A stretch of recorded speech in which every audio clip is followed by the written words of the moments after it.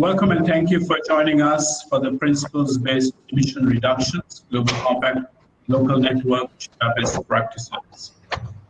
My name is Ratika De Silva. I'm the Executive Director of Global Compact Network Sri Lanka. I'm delighted to be here with my fellow Global Compact Network colleagues from local networks in Bolivia, Spain, and Turkey. Before we move into the lively interactive discussion with our esteemed panelists, I'd like to first ask the participants to focus their use of the chat feature to share questions or thoughts on the discussions. This session is a part of the opening hour of the first ever Global Impact Forum. This forum is focused on the pragmatic discussions and examples of how to quickly drive the decade of action forward in these precarious times. Companies can start to take action by implementing the UNGC environmental principles to promote more environmental sustainability through taking a precautionary approach and also working with others. This is the first time that all four of these networks, representing four very distinct markets, are collaborating together on a high-level session. We face a climate emergency with irreversible impacts from people and all the natural systems that sustain us. At the same time, we are confronted to the coronavirus, a global pandemic that is devastating people and their livelihoods, disrupting supply chains, profoundly deepening inequalities, and undoing the progress on sustainable development goals. So today, we are here with our first three leaders, business leaders, to discuss, I would say, the first question. And with us are Mr. Pedro Bonbacano, Business Manager, Capital SAFI, Bolivia. Mr. Atalay Gumra, CEO, Eskasi Basa, Group Turkey. I hope I pronounced that right. And Mr. Head of Social Impact Global Spain. Sorry. Yes. So perhaps I may ask Mr. Bonbacano to start first and then pass the floor to the other distinguished speakers, recognizing how early it is in Bolivia. I think it's 6 in the morning. May I first pose the question and you may answer it first, and maybe the other two speakers definitely could follow suit. How do the environment principles and the global goals help drive decision making? Good morning, Ratika, and good morning to everyone in the audience. Thank you very much. I just wanted to start by thanking Global Compact for giving us the huge opportunity to be here and sharing our experiences and initiatives. As Ratika mentioned, my name is Pedro Bonbacano, and I'm the investment manager at Capital SAFI, one of the largest asset managers in Bolivia. Bolivia is a beautiful country, but it's also one of the most vulnerable countries in the world to climate change. And it's estimated that if the world continues with current emissions, Bolivia could lose more than 25% of agricultural productivity in the next 50 years. Bolivia is also one of the most biologically diverse countries in the world, maintaining vast impact forest ecosystems, including the Amazons. Although threatened by deforestation, wildfire, and climate change, this still represents enormous opportunities for businesses, and particularly sustainable finance, which is what I do. At Capital SAFI, we launched a number of sustainable initiatives a couple of years ago, including joining Global Compact. And based on Principles 7, 8, and 9 of Global Compact and other guidelines, including PRI, we put together in place methodologies and procedures to evaluate and mitigate environmental, social, and governance risks. But we could quickly realize it was not enough to assess and mitigate risks. We realized we had a great opportunity to influence positively in our companies. So we decided to create the first impact investment fund in Bolivia. With the support of Global Compact and UNDP, we designed the first impact fund in Bolivia focused on SDGs. We expect to make the first investments for a fund in November this year and provide funding and technical assistance to support 12 of the 70 SDGs, including SDG 13, climate action. Sounds easy, but it actually took us months to develop a solid theory of change and to identify the appropriate indicators to track the impacts of our investments. It is a 200 million fund, and we'll invest companies from different sectors and different size through mainly debt instruments. It will also have a technical assistance component aimed at identifying and implementing environmental and social projects. Regarding climate actions particularly, the fund will focus on three main pillars. First, it will support our invested companies to identify and implement cleaner production initiatives. This could include carbon reduction, energy and water efficiency, and waste management, among others. Second, it will aim at increasing productivity of our agriculture activities and introduce eco-friendly agriculture practices. Third, it will promote and support companies that include sustainable practices in their core business. This comprises renewable energy, recycling, or sustainable construction, among others. This initiative would have not been possible without the support of Global Compact. We truly hope this is the first of many impact investment funds in Bolivia and the region. Thank you very much, Pratik. Thank you. Yes, we have Mr. Gumra. Hello, everybody. This is Atalay Gumra from Eczacıbaşı in Turkey. It's glad to be here together with such a distinguished participants and audience. Thanks for inviting me and my company. Both individuals and institutions plan the future with parameters they know how to handle, how to improve and control. In the business world, since the start of the industrial age, these strategies were mostly defined on the attractiveness and competitiveness of the industries. However, with the UN giving impetus to environmental issues in 1987 by adopting environmental perspective for the year 2000 and beyond, a shift towards making environmentally sound decisions began to take place within the private sector as well. This shift was and still is crucial as it promoted the inclusion of risk assessments with the agendas of the private sector, which previously rarely considered the behavior of the Mother Nature in strategic planning processes. Mother Nature and its surprises, which are known as natural disaster, can dramatically change the condition of the world where we live in. Natural disasters cannot be prevented completely, but with the right precautions, its frequency and damages can be reduced. Just as the UN advocates, this can be achieved by the cooperation of the private sector with the environment principles of the UN Global Compact and sustainability goals.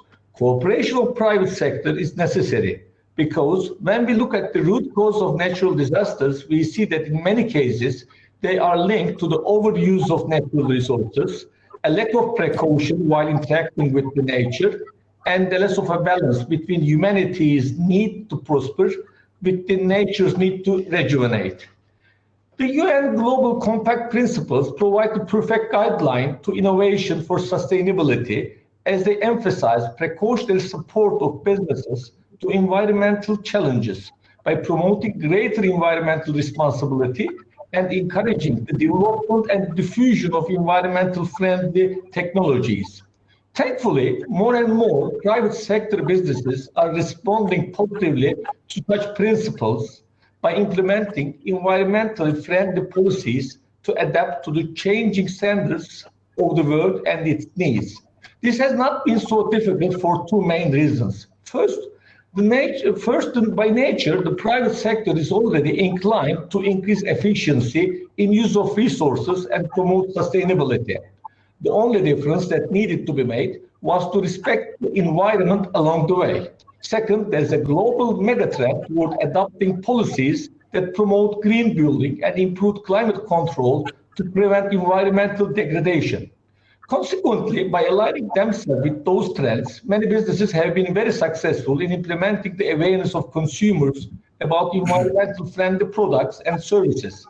Their success can be attributed to a wide variety of resources that they have, alongside their commitment to the Global Compact goals. Although the short-term cost of such behaviors might be higher, it pays off in the long term as those companies get to position their businesses in new markets that they determine, not their competitors, not the regulators. Not to mention, they also get to enhance their attractiveness as an employer because there's a growing number of young talent who are concerned about the future of the planet and want to be part of a company that values the sustainability principles and views them as the only way forward. These are both substantial, as business cannot thrive without employees and customers. Taking all these facts into consideration, I would like to conclude my talk by emphasizing that since the players of the private sectors are influential when it comes to shaping public policy and opinion, it is essential that they continue to work towards coexisting with the healthy environment. As I just demonstrated, this will also help them succeed in a sustainable business in the global economy. Thanks to the efforts of the UN, which has successfully promoted the importance of sustainable world, many businesses have been moving from sole purpose of maximizing the shareholder return towards balancing it with the prosperity of society and the regeneration of the environment. Thank you. Thank you, Mr. Kumra.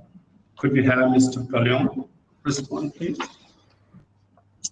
Hi, everybody. And so first, thank you very much to the Global Compact for the invitation. So I'm Sébastien Pellion. I'm working at Glovo. It's a delivery platform in-app. So we're doing last mile delivery. We're based in Barcelona, but present in 22 countries in the world. And basically, it's a platform connecting millions of users, buying products, any products available in the cities where we are, connecting these users with restaurants, supermarkets, shops, and couriers that are actually transporting the goods in the cities. So because of our role as a platform between all this ecosystem of users, we believe we have a huge potential environmental impact, environmental and social. And we have a responsibility in shaping the way that the last mile delivery sector is growing and shaping it in a sustainable way and driving virtuous behaviors from all the ecosystem. So we became a member of the UN Global Compact 1 year ago. And we've been analyzing and using the principles to build an eco-efficiency roadmap aligned with the SDGs. So we've identified three main priorities as a company. The first one is food waste, because 80% of the products delivered by Glovo is food. We have a responsibility to help the users, the partners, everybody using the app to manage better their food waste. The second topic we've been identifying in line with SDG 12 is plastic packaging. It's obviously one of the biggest impact last mile logistics has on the environment, and so we've designing solutions. We've created an e-commerce where we sell sustainable packaging to restaurants, to supermarkets, in order to accelerate the use of sustainable packaging in the food and retail industry. And the third priority is to reduce CO2 emissions from the vehicles that are used for transportation. And we've been launching an alliance, a partnership with Pachama, a tech-based, a US-based startup that is actually using satellite imagery to verify reforestation projects in the Amazon. So we have started to compensate 100% of the emissions from the vehicles used by the couriers that are transporting goods. And our commitment is at the end of 2021 to neutralize 100% of the emissions on the value chain of Glovo. So here again, the principles are going to be a really useful tool, and we keep working with the UN Global Compact and all our partners, because we can reach that goal only through alliances and partnerships. Thank you. Thank you, distinguished speakers. I think now that we have heard and discussed the how, let us discuss what this looks like in the practice with our other three speakers. And with us, we have Ms. Teresa Parejo Navas, Sustainability and Corporate Social Responsibility, Iberia, Spain. Dr. Ravi Fernando, Chairman, CEO, Global Strategic Corporate Sustainability Private Limited, Sri Lanka. And Ms. Ebru Tuzeycan, Business Plastics Initiative, Global Compact Turkey, Environmental Working Group Co-Chair. The question I'd like to pose to you is, what are some examples of reducing emissions that demonstrate a commitment to working together to safeguard nature?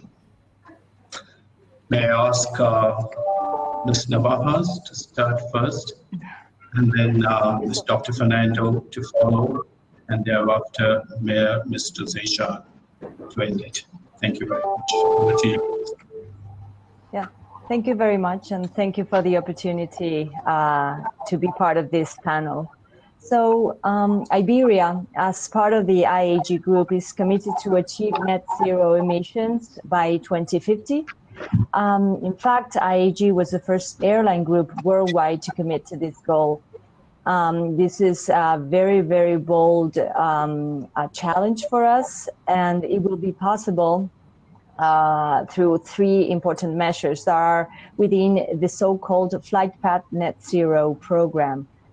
These three measures are: by 2025, a 10% reduction in CO2 emissions per passenger kilometer; by 2030, 20% reduction in net CO2 emissions; by 2050, finally, net zero emissions. And you might say, how can you achieve this? Because it's pretty challenging for an airline. Well, these measures are achievable thanks to, first, the investment in new aircrafts that are up to 35% more efficient than the ones they replace. Secondly, the reduction on the weight on board. Third, the investment in future technology and innovation, including, and particularly important, sustainable aviation fuel, hybrid and electric aircrafts, and carbon capture technology. And finally, using carbon offsets to fund CO2 reduction initiatives around the world for Iberia in those places where we fly mostly. And this is extremely relevant, not just because it points the way to the decarbonization of the sector, but also because these targets are aligned with the scientific evidence, in particular the 1.5 degree limit established by the IPCC. It shows the commitment of the industry in the fight against climate change with clear and feasible targets. And as important as the previous, and I think this answers the question of the panel, because it shows the power of collaboration among airlines and stakeholders. Indeed, not only the IAG group has embraced this challenge, its leadership has encouraged the entire One World group to join it, which means that now at least 13 airlines are working together to achieve the bold and ambitious target of being carbon neutral by 2050. Which is a great challenge, I must say. Thank you. Very much. That was incredibly broad, and thank you for sharing that. That was some very good news. And yes, over to Dr. Fernando. I think you're muted.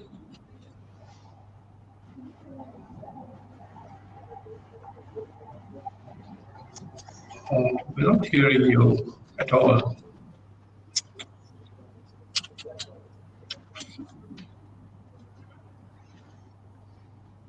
Not yet.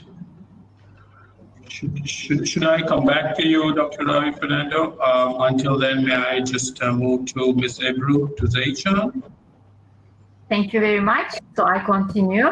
I'm very happy to be with this distinguished group today. I'm representing Global Compact Turkey Network, as you mentioned. I want to share one of the initiatives that we launched last year with you. It's around plastics.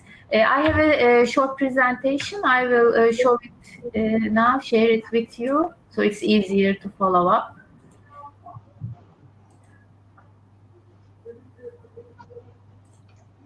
So I hope you see now. Yes. Our initiative is called Business Plastics Initiative. Why plastics? Because as all over the world, it's also a growing issue in Turkey. I can give you a number for Mediterranean, which other countries are also involved. Plastics account for 95% of the waste in Mediterranean, and the biggest contributors are Turkey, followed by Spain, Italy, Egypt, and France. So it's a huge issue, and most of the plastics come from the fragment of transparent items to the seas.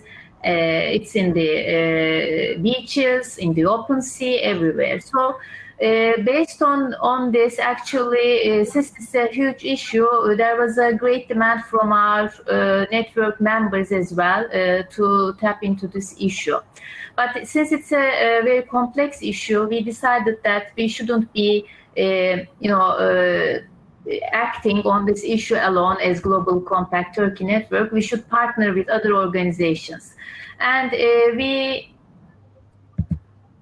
as a result of this, we partnered with two other organizations. One was TÜSİAD. It is Turkish Industry and Business Association. TÜSİAD is a very big organization. It represents almost 80% of all corporate tax revenue in Turkey. There are around 4,500 companies as members of TÜSİAD. The other organization that we partner with is BCSD in Turkey. They are the local partner of WBCSD. They are representing WBCSD, and they have also very close relationships with Ellen MacArthur Foundation.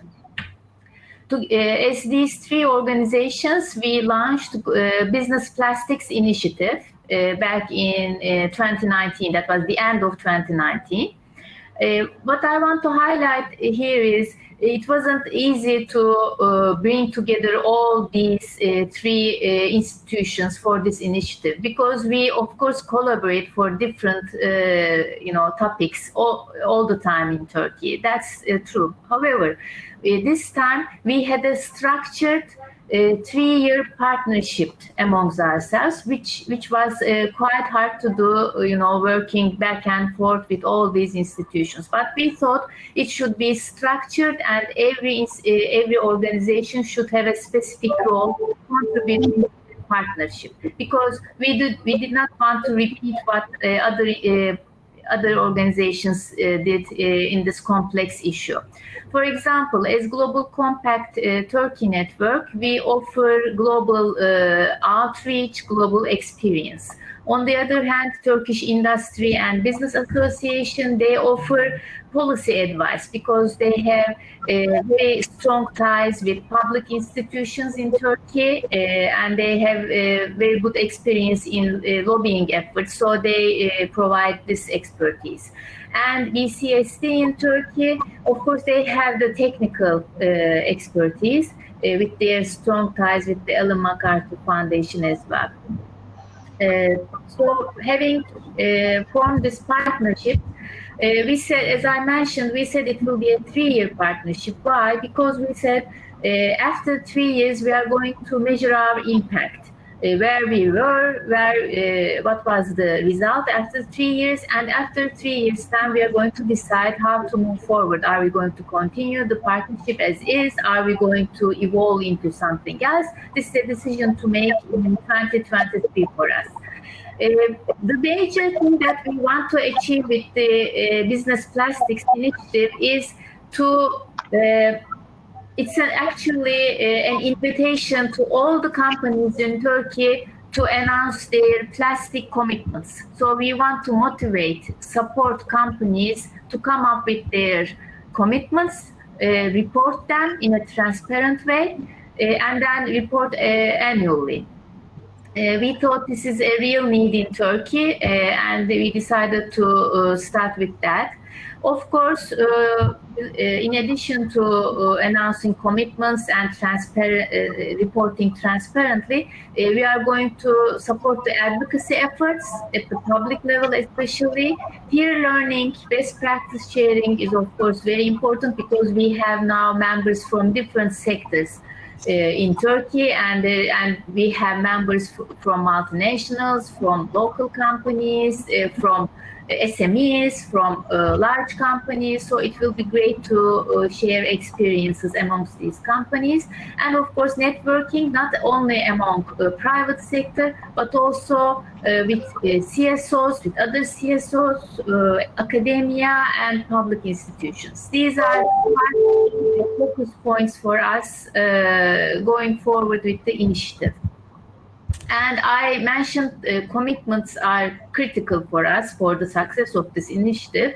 We ask companies to announce their commitments that are, of course, time-bound, measurable, reported on annual basis, as you can see. And this last part is also critical for us. It should be relevant to the impact of the company, whatever sector they are in, because as I said, different sectors are represented here. Each sector has its own impact in terms of plastics. We want commitments to address to that impact area. That's also important for us.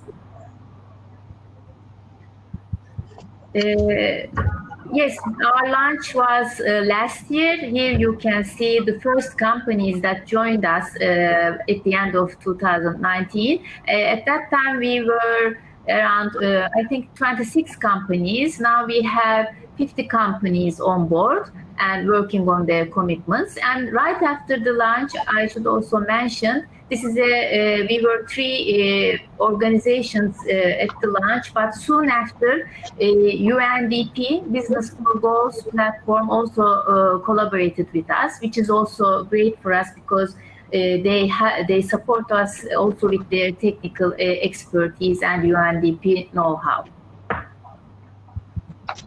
Until now, we have, after the launch, we saw that there was a need for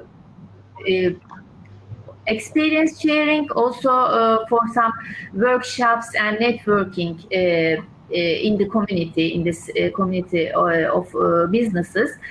So we had 3 actually workshops until now. And in the first workshop, we discuss more in detail what type of commitments that the companies can give. This can range from eliminating single-use plastics to reduction of certain percentage of plastics used in the production, or increasing the percentage of recyclable, reusable, compostable packaging. So it's up to the company, but we gave examples, global examples, and we discussed what type of commitments the companies can give in this workshop, the first workshop. The second workshop was more around COVID-19 and its impacts on plastics, which we can discuss in the second round. And the last workshop actually was for us the launch of a guidebook that we prepared for the companies for their commitments. We launched that guidebook and discussed how in action companies can do in terms of their, again, commitments.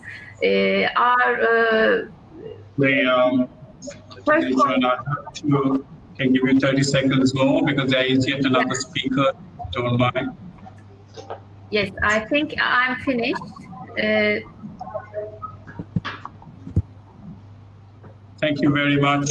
That was very impressive how you brought in all the stakeholders together on this for a very bold initiative.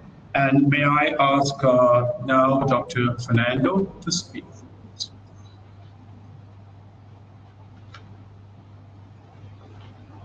Dr. Fernando, is the microphone at low by any chance? Is the volume down?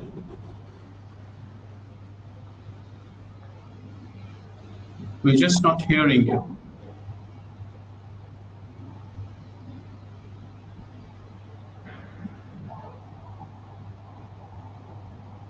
Are any of the panelists hearing him, or is it just me? We don't hear, neither we do. Here, Dr. Fernando. But we did before. Maybe his mic is off. Yeah, we did hear it before. Is your mic off? Is by any chance the have you muted yourself? Possibly not, right? Or the volume down, computer.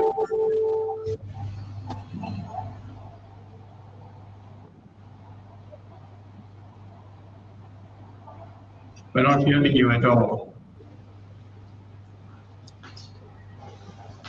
That's a pity. Okay, so I think in the interest of time, we're going to go on. We will come back to him and on the comments that we might call upon on the next few questions. It was actually a great discussion, and what was really amazing was the way these large industries pulled together to create the to come together on collective targets with specific timing.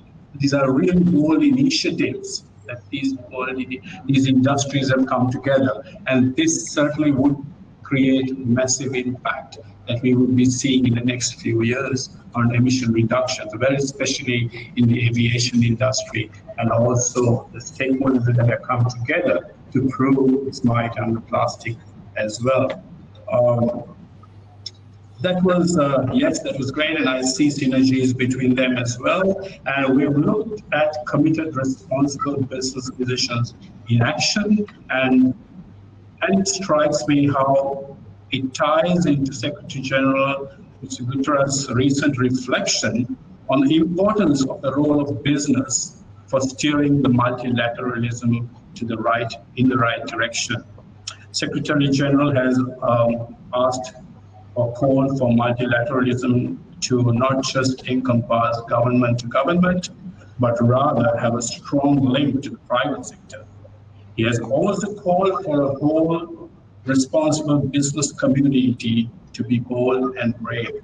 And I think we saw some very serious commitments made there by some of the bigger industries. With that in mind, I'd like to hear from any of our 6 speakers on the next question.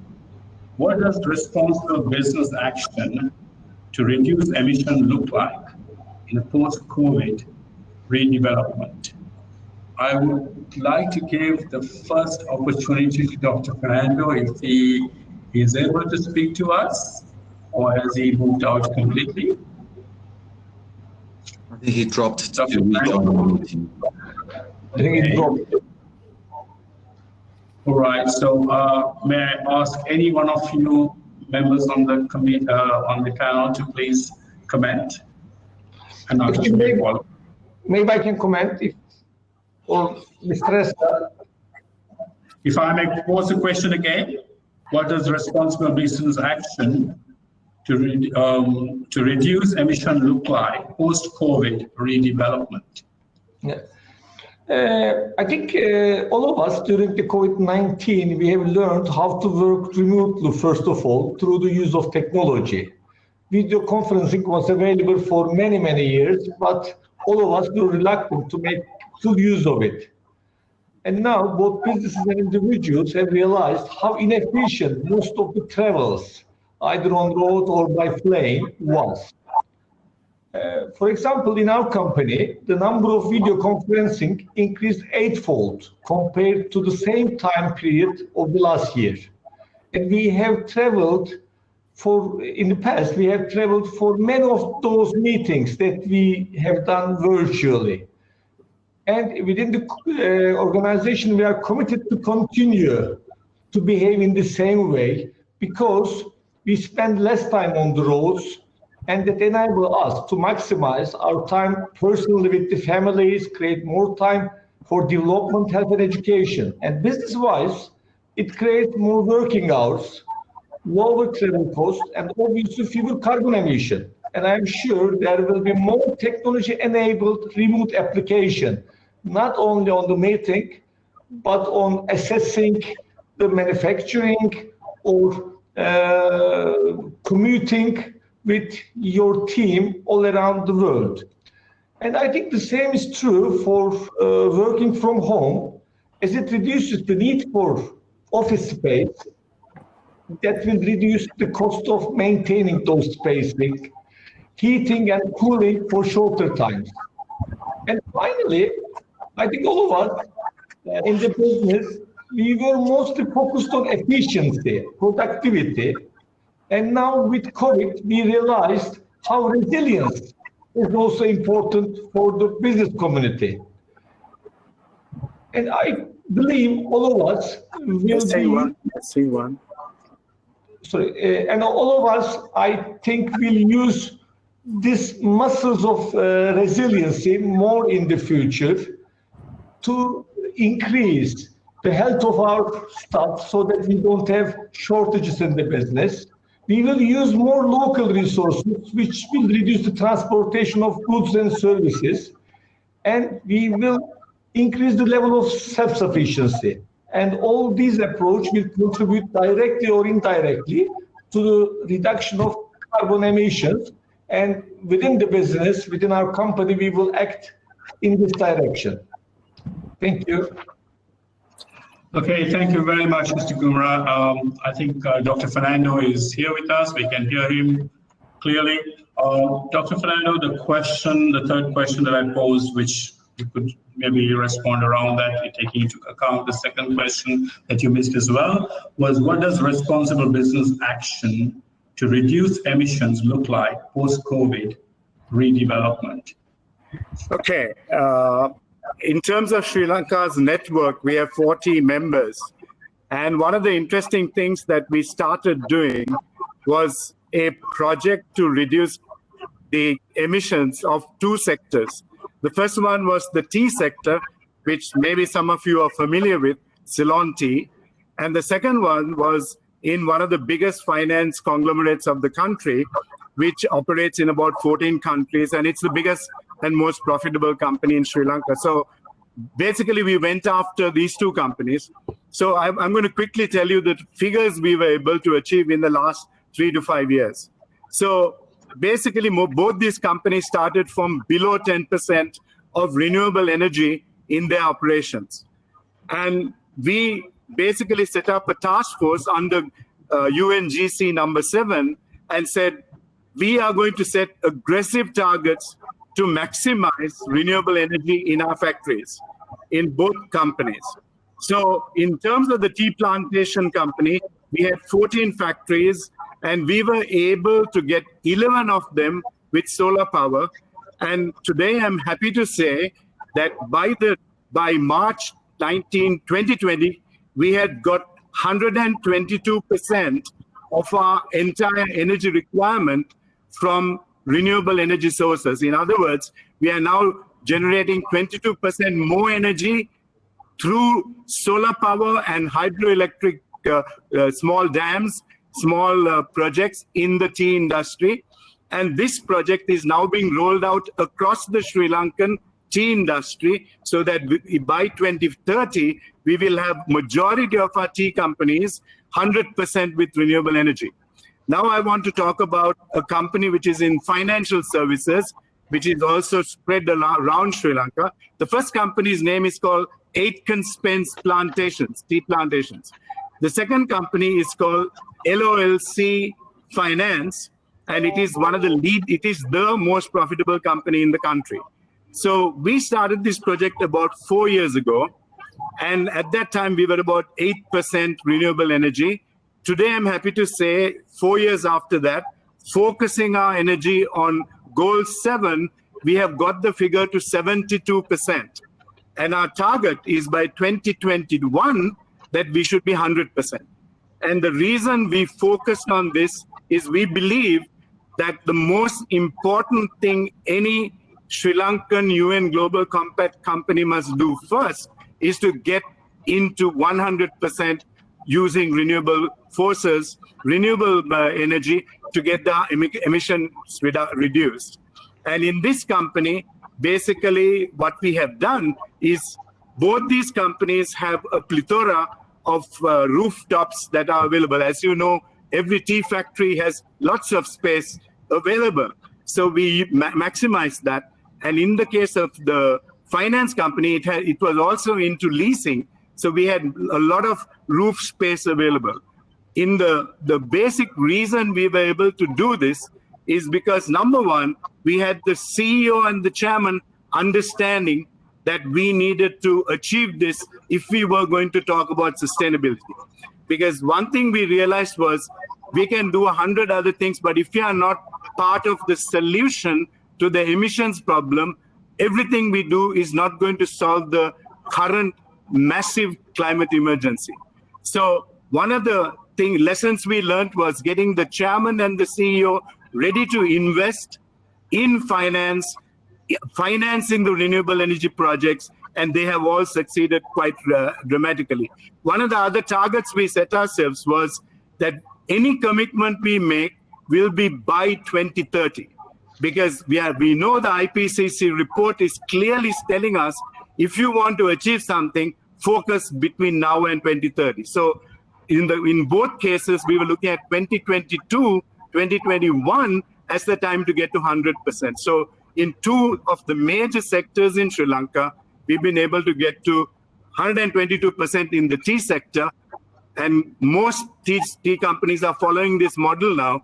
And in the finance sector, we are 72%. So I just want to end my presentation with those two very measurable results that we have achieved, and which is now impacting all the Global Compact members of Sri Lanka. Thanks, Rathika, and team for being patient till I got the mic working. Thank you very much. That was worthy, and that was more of a response to the second question, which is really a very good example of how the commitment of top management could drive the entire corporate sustainability strategy, or I would say the sustainability strategy, towards the greater impact of two industries very specific to the country. I would like to invite Juan Bacano to speak next on the question in response to the question I asked is what does responsible business action to reduce emission look like post-COVID redevelopment? Over to you, Mr. Bacano. Thanks very much, Rathika. I think for us, the financial industry and for sustainable finance, COVID obviously was a sort of a validation of what we've been saying for so many years. And in that respect, I believe post-COVID is actually a great opportunity for us. And just going back to your question specifically, what we're doing now is sort of to show, and going back to Dr. Fernando's examples, that we really need to invest right now in probably a lot of resources to reduce emissions. So one of the things we're going to be doing in our portfolio, and not only for the impact investment funds, but for all of our funds, is first to measure the footprint of every company. And a lot of companies, at least here in Bolivia, are not doing this at the moment. And there's a lot of problems with resource and information. And then once we have that, to sort of set targets for the next years. And it's a huge challenge, but we have to do it now. One of the things that you mentioned before, the concept of multilateralism. I believe it has to be, obviously, the government, obviously, the private sector, and the financial sector. The financial sector still has a huge opportunity because every single company needs funding, either from a bank or a fund or the capital markets. And when we sort of agree among the financial system actors to sort of pursue and also motivate our companies to do something about our emissions and to sort of give them to gratify those companies that are doing something, I think the impact could be huge. And I think this is a huge opportunity. COVID was terrible for us, for the whole world, but I think also it was a sort of like a wake-up call and say, we have to do something now. This is serious, this is bad, we don't have much time to do it. And I think the financial sector itself and impact investing has a huge opportunity to do so. Thank you. Okay. Did he freeze or did he finish? I'm done. Thank you very much. Okay, thank you very much, Mr. Picano. Actually, quite fascinating to hear from each of those speakers and the impact that he really is, we're creating around the world. Little do we know how much happens through all these industries across the globe. And we now understand that although there is still much to be done, but there is so much that has already happened and so much awareness that is also growing, and also the influence on the next generation. With our final 10 minutes, I'd like to hear from all 6 of you on your reflections on our discussions thus far. So I would ask maybe Teresa Parejo to start first, and then maybe each of you to follow thereafter. We have 10 minutes, and maybe we can go on for maybe 2 or 3 minutes further. But please, over to you, Parejo. Thank you. I'll be very brief. Here, you've said it, challenges come always with opportunities. So for us, there's no question that the only way to recovery and to the redefinition of the new normality is through sustainability. And to this respect, the agenda for the public and private sectors must include bold environmental and also social measures aligned with the 1.5 target to guarantee a just transition for a better world. And in IAG and in particular in Iberia, we understand the challenge, and everybody should know, and I want to take the advantage of being here today, that we are ready to assume our share of responsibility. We are saying here, my colleagues are saying that with these prices, a lot of people are thinking, perhaps I'm not going to fly anymore. So we know we take this challenge, and we really want to develop our measures in this bold way and ambitious way, and which implies finding solutions for the decarbonization of our activity through these measures that I just explained. Thank you very much. Thank you. We hear from Mr. Pellion, please. Yeah, so on my side, I think the business, the private sector, should focus its resources and its energy on the emission reduction initiatives that have most social co-benefits. Because doing this in the upcoming period, so social impact is going to be key to the reconstruction. So I think all of us need to look at how they can use best their core business, not to help both make environmental and social progress. For instance, at Glovo, we've put our logistics at the service of NGOs, so they can use our platform, or delivery platform, to deliver meals, to deliver essential supplies to vulnerable people that were staying at home because of the COVID situation. And I think we need to keep doing that and scale it up. What was interesting with this initiative of using logistics to deliver meals for vulnerable people is that at the same time we could use food leftovers from restaurants, from supermarkets. So we combined environmental and social impact, and I think that's the way we need to develop our business in the future, by associating both goals, environmental and social, in the coming months. Thank you, Pellion. Maybe invite Ms. Tuzika, please. Tuzijan, sorry, apologize you. My apologies for mispronouncing your name. Okay, no problem. No problem. So, as Business Plastics Initiative, we have a goal. We want more and more companies come up with their plastics commitments and report transparently, and we have 3 years time to report on progress. Of course, COVID-19 was a major pushback for us, because it caused a massive increase in use of disposable plastics because of hygiene reasons. And we know that from data, at least 75% of all this plastic will end up in our seas, will be clogging our landfills. So it is, unfortunately, it's an overload for our systems to deal with. But nevertheless, as the business plastics initiatives, we believe maybe this is the reason why we are here, to make sure that companies that are members of our initiative stay focused with their commitments, with the deliverables, and we support them in their way forward. So it's a journey. We don't have the answers now, especially related to the COVID-19 and its impacts on use of plastics, but we will work with business together to come up with the best solutions results. Thank you. Thank you very much, Mr. Zishan. Could we hear from Mr. Gumra, please? Okay, thank you.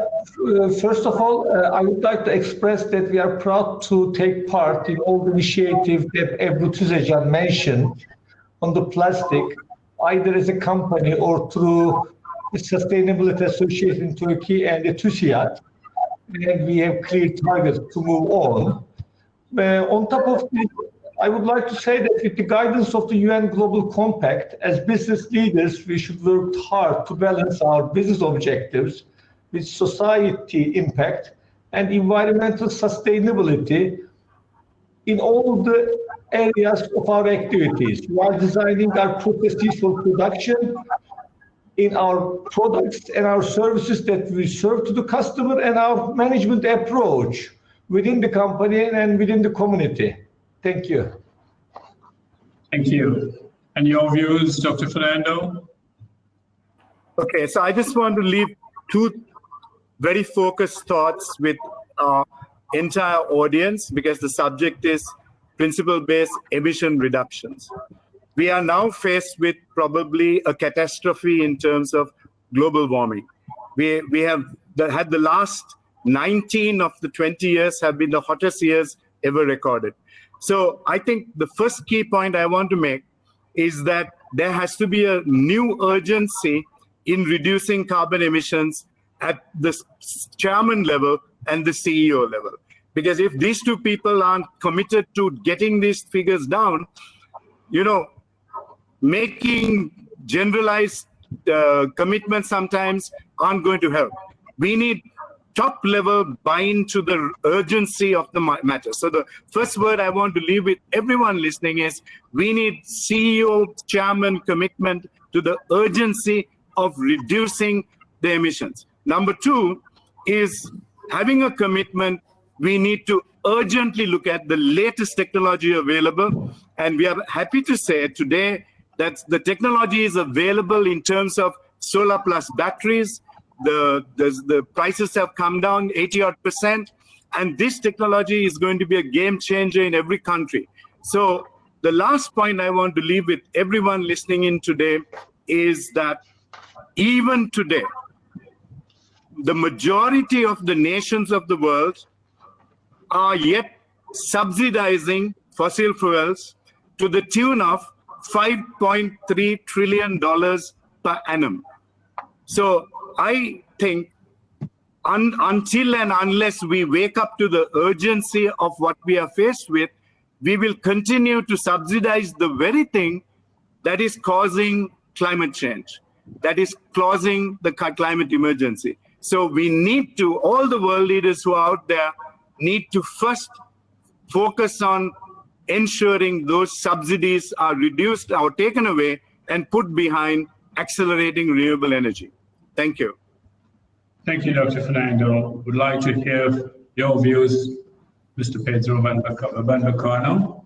Thanks very much, Rotika. First, I just wanted to congratulate all other participants.